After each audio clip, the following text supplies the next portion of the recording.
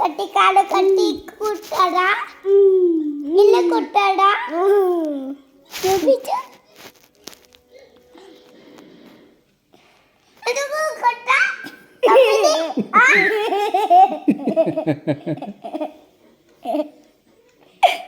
అమ్మా మా కాడ కట్టి చేతి కట్టి కుట్టాడా ఇల్లు కుట్టాడా చూపించు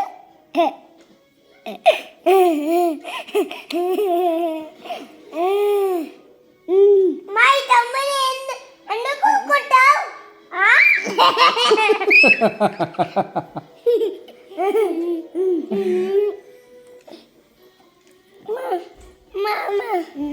అమ్మా